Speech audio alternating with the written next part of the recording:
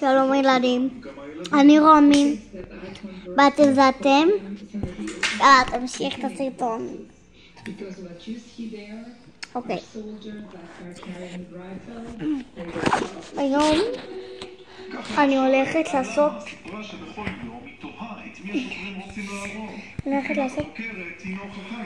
פשוט לרוץ 100 מטר מכאן.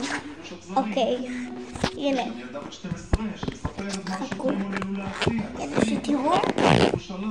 נסים קפץ לפני המחסום שלהם והם הוציאו אותו להורג. פיגוע דקירה הערב בירושלים. אז הנה הסרטון מהאירוע. נסים וחברו מנסים לרצוח בסכין שוטר מג"ב שנפצע בינוני. הם נוריד למוות. לזה אין שום סוג במחקר בכלל. חוץ מרעיונות מוטים עם ילדים, אין שום בדיקה נוספת בדרך למסקנת מחקר שתמיד מסיתה.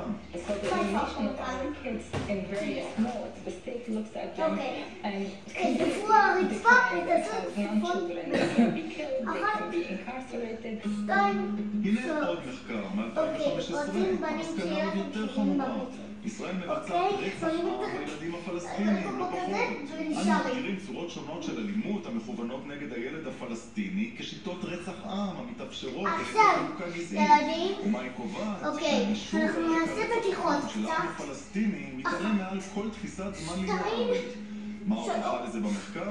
עכשיו, אתם לוקחים את הידיים